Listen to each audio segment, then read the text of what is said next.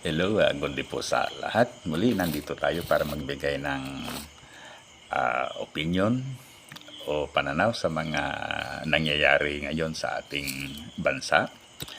And of course, pag sinasabi natin na trending issue, ito yung nangyayari sa KOGC, sa Davao City. Yan yung pagdakip kay Pastor Kibuloy. Si Pastor Kibuloy ay may warrant of arrest. Kaya nararapat lamang na ito ay ipatupad ng mga kapulisan.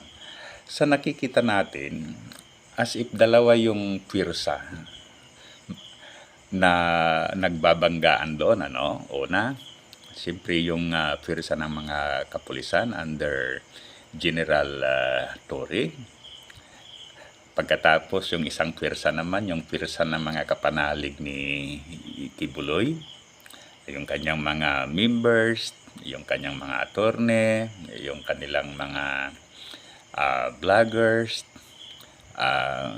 yung mga senators na maka-Kibuloy. Pagkatapos marami pang mga kilala at makapangyarihang tao sa Davao na sumusuporta sa kanya. Okay. Sa napapansin natin, as if ini-insist ng mga grupo ni Kibuloy na pareho sila ng label ng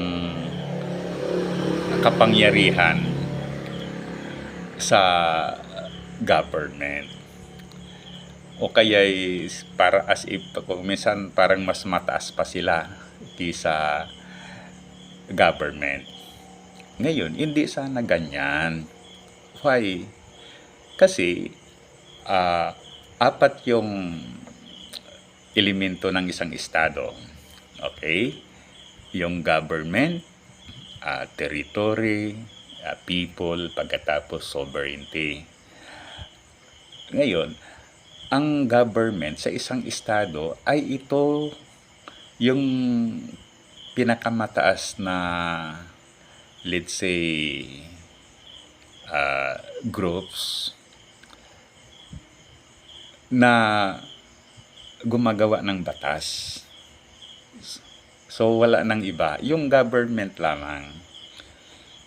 Although, siyempre, may mga associations na gumagawa din sila ng kanilang sariling batas.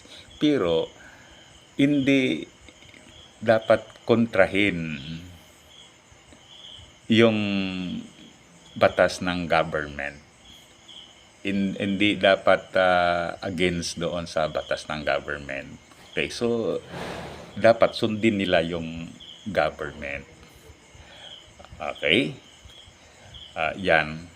Kaya siyempre, ang Davao ay bahagi ng Pilipinas. Kaya under sila ng Philippine government. Pagkatapos yung people, okay. So, ang mga tao sa KOGC ay Pilipino.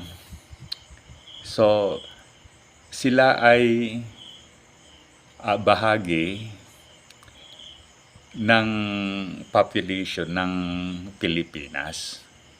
So dahil sila ay bahagi ng population ng Pilipinas, dapat sundin nila yung government. Okay? Pagkatapos, territory. Okay. Yung KOGC compound ay bahagi ng Philippine territory. Kaya talaga, they are bound to follow the government. Maybe kung yung lugar sana nila ay outside the Philippine territory, so walang pakialam ang Philippine government doon dahil hindi siya bahagi ng Philippine territory. But the question is, yan ay bahagi ng Philippine territory. Okay? Pagkatapos, sovereignty. Okay? So, ang Pilipinas ay may sovereignty. So, ang ibig sabihin ng sovereignty, siya lamang ang may karapatan na gumawa ng batas, gumawa ng mga decisions, gumawa ng instruction, whatever. Okay, even ang mga makapangyarihan at mayamang bansa, wala silang karapatan na mag-decide in our behalf. Why? Because we are a sovereign nation. We are a sovereign state. So, in the same way, walang karapatan yung mga QOGC na gagawa ng mga decision na labag sa o kaya dapat tumalima sila sa sinasabi ng Philippine government. Kasi ang Philippine government lamang ang may karapatan na gumawa ng mga batas na applicable sa lahat ng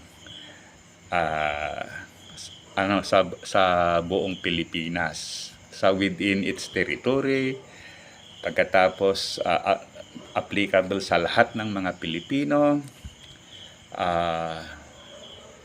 pagkatapos yan. So, ganon ang sa tingin ko ang dapat.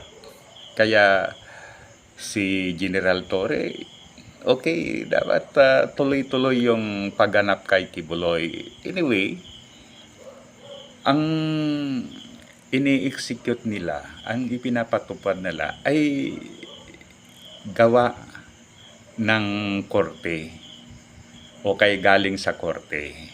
Kaya dapat maipatupad yan. Pagkatapos, itong mga mga kapanalig ni Kibuloy, kung tignan mo talaga, wala silang karapatan. Okay? So muli, thank you. Sana i-like at saka subscribe sa ating YouTube channel.